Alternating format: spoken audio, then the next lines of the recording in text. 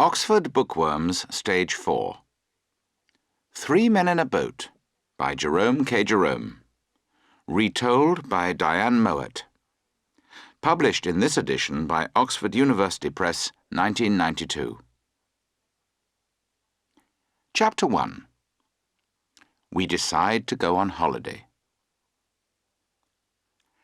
There were 4 of us: George, and William Samuel Harris, and myself, and Montmorency. We were sitting in my room, and we were smoking, and talking about how bad we were. Ill, I mean, of course. We were all feeling in poor health, and we were getting quite worried about it. Harris said that he felt really bad sometimes, and he did not know what he was doing. And then George said that he felt bad too, and that he did not know what he was doing either. With me, it was my heart. I knew it was my heart because I had read something in a magazine about the symptoms of a bad heart. I had all of them.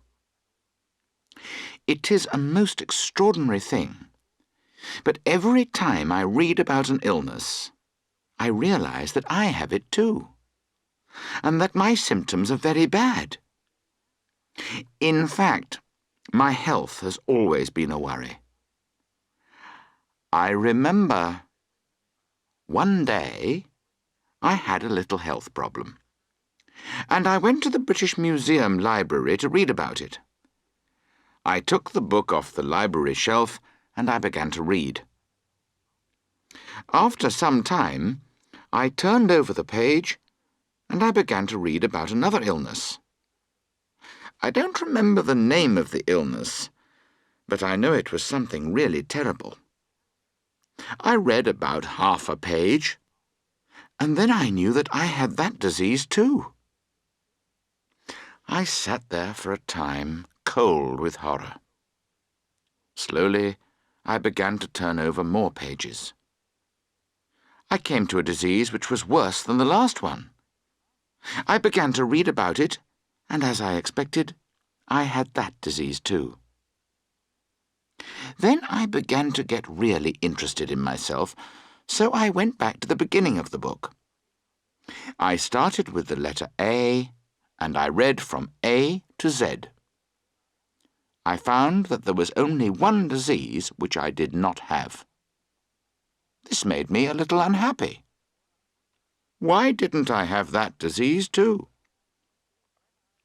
When I walked into that reading room, I was a happy, healthy young man. When I left, I was a very sick man, close to death. But I was talking about my heart. Nobody understood how ill I really was. I had this bad heart when I was a boy. It was with me all the time. I knew that it was my heart because I had all the symptoms of a bad heart.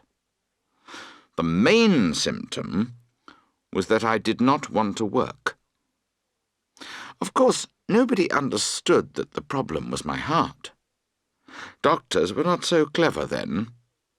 They just thought that I was lazy. "Why, you lazy boy, you," they used to say. "Get up and do some work for once in your life." They did not understand that I was ill. And they did not give me medicine for this illness. They hit me on the side of the head. It is very strange, but those blows on my head often made the illness go away for a time. Sometimes just one blow made the sickness disappear and made me want to start work immediately.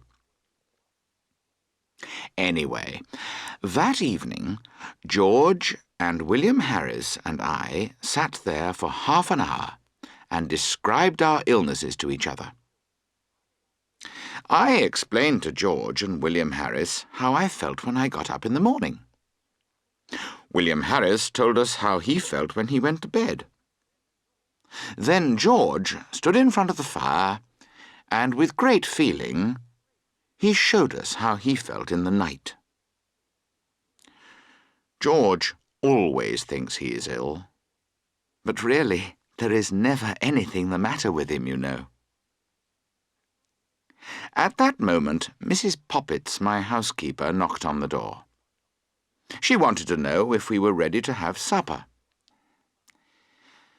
We smiled sadly at each other, and then we said that perhaps we should try to eat something.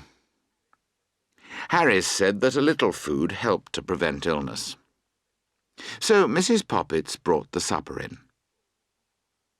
We sat down at the table, and for half an hour we managed to play with some steak and chips, and with a large cake that Mrs. Poppets had made. When we had made ourselves eat something, we filled our glasses and we lit our pipes. Then we began to talk about our health again.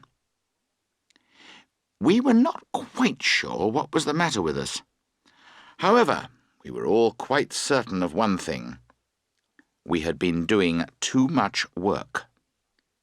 "We need a rest," Harris said. "A rest and a change," George added. I agreed with George, and I said that perhaps we could go to the country. We could find a nice, quiet place, and we could sit in the warm summer sun. We could go somewhere peaceful, far away from other people.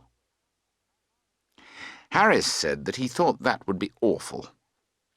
He added that he had been to a place like that once.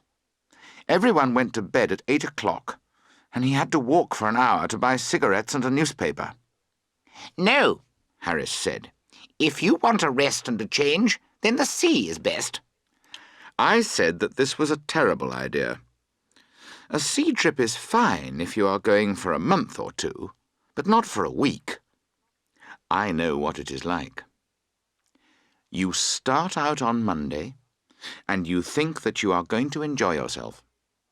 You wave goodbye happily to your friends. You walk up and down on the ship like Captain Cook, Sir Francis Drake, or Christopher Columbus. On Tuesday, you wish that you had not come.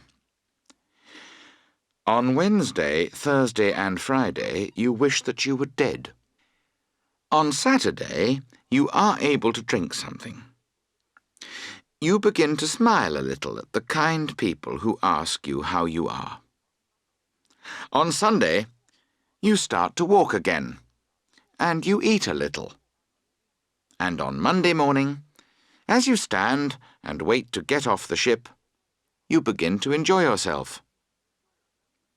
I remember that a friend of mine once took a short sea trip from London to Liverpool for his health. He bought a return ticket, but when he got to Liverpool, he sold it, and he came back by train. So I was against the sea trip. Not for myself, you understand. I am never seasick. But I was afraid for George. George said he would be fine. In fact, he said he would quite like it, but he thought that Harris and I would both be ill. Harris said he was never seasick. In fact, he had often tried to be ill, but he had not succeeded.